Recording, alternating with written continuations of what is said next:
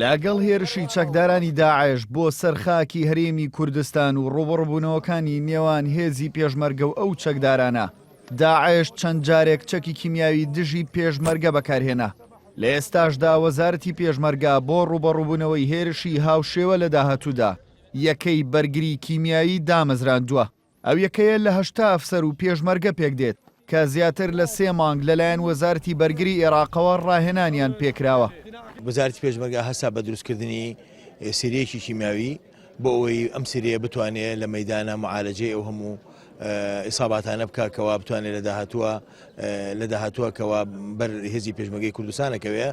ئەم سریە سەر بە وەزارەتی پێشمەرگەیە بۆ ماوەی 3 مانگ تەخەڕوجان کرد، 3 مانگ مەشقان کردووە. باپی ژمارەیەک لەو راپۆرتانەی وەزارەتی پێشمەرگە لە ڕابردوودا بڵاوی کردوونەتەوە چاکدارانی داعش لە چەند ناوچەیەک چەکی کیمیاوی دژ بە پێشمەرگە بەکارهێناوە. دامەزراندنی یەکەی بەرگری کیمیاویش لە سەر داوای هاوپەیمانان و سوپای عێراق بووە. ئێمە داواکاری ئەو بوو هاوپەیمان و بە هەمان شێوە سوپای عێراق کە ئێمە بەسەرهاتێکمان هەیە لەگەڵ جەنگی دژ بە تەنزیمی داعش کە ئەوان گازی ژەهرایی بەکارهێن دژی سوپای پێشمەرگە.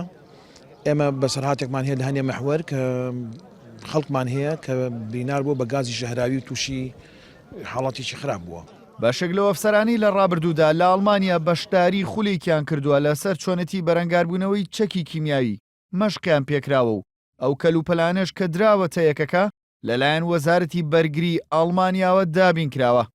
وەزارەتی بەرگری ئەڵمانیا سوپای ئەڵمانیا زۆر هاوکاری کردی لە ڕۆی پێشکەشکردنی ماسکی کیمیاوی و چەند ئامێری ئاشکراکردنی چەکی کیمیاوی و هەروەها مەشق و ڕاهێنان. لە سەری ساڵی 2017 15 پێشمەرگەی ئەم هەمان سریە من بەخوم یەک لەوان بووم بەشداریمان کرد لە خولێکی کیمیاوی لە وڵاتی ئەڵمانیا.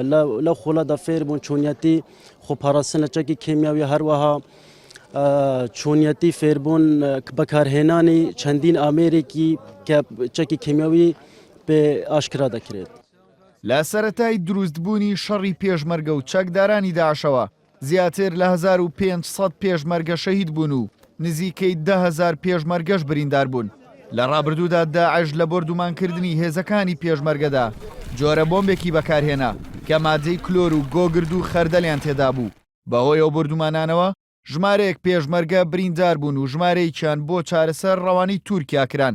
دوا بە دوایەوە ێرشانە جگە لە ئەڵمانیا، ئەمریکا و رووسیا کەرەستەی دژی چەکی کیمیایان گەیاندە وەزارەتی پێشمەرگە و بە سەربەرەکانی جەنگدا دابەشکران. ڕوبەڕووبوونەوەی چەکدارانی داعش و جەنگ دژی تیرۆر وای لە هێزی پێشمەرگە و وەزارەتی پێشمەرگی حکوومەتی هەرێم کردووە کە بیر لە دروستکردن و دامەزراندنی چەندین یەکەی تایبەت بکاتەوە. دەرچوونی خوێنکارانی یەکەی ڕوبەڕووبوونەوەی چەکی کیمیاویش یەکێک دەبێت لەو یەکانەی کە لایندەدا خزمەت بە هێزی پێشمەرگە و ڕوبەڕووبوونەوەی هەر هێرشێکی لە ناکاو دەکات بۆ خاکی هەرێمی کوردستان. بژاردە بە غێنارتی سلێمانی